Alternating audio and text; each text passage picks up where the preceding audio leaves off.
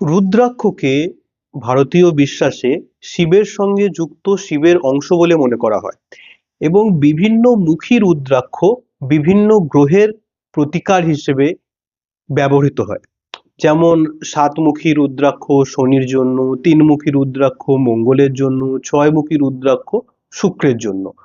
তো এই টাইপেরই বিভিন্ন মুখী রুদ্রাক্ষ জ্যোতিষী আপনার জন্মছক বিচার করে আপনার কোন মুখী রুদ্রাক্ষ লাগবে সেটা দেখে দেন। তো যেমন জেমস বিভিন্ন ধরনের স্টোনস এর মাধ্যমে আপনার যেমন প্রতিকার হতে পারে, আর ক্রিস্টালের মাধ্যমে যেমন হতে পারে, আপনার বাস্তুদোষের প্রতিকার করে যেমন হতে পারে, তেমনি বিভিন্নমুখী রুদ্রাক্ষ পরেও কিন্তু আপনার জন্মছকের বিভিন্ন জিনিসের প্রতিকার হতে পারে। এবং রুদ্রাক্ষের আরেকটা খুব ভালো বিষয় হলো যে একটা স্টোন বা জেম কিন্তু আপনাকে যদি স্যুট না করে বা আপনার পক্ষে যদি সেটা ঠিক না হয়, সেটা আপনার ক্ষতি করতে পারে।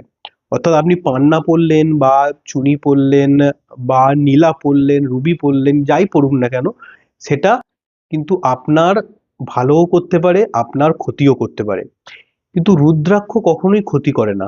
সেটা হয় আপনার যদি সেই গ্রহটা ভালো হয় তাকে আরো স্ট্রং করবে, আর যদি সেই গ্রহটা আপনার পক্ষে ক্ষতিকারক হয় তাহলে সেই গ্রহের ক্ষতিকারক প্রভাব কমিয়ে দেবে।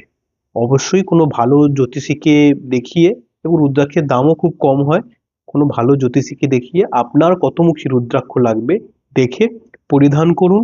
জীবনে এর পরিবর্তন কিন্তু আপনি অনুধাবন করবেন।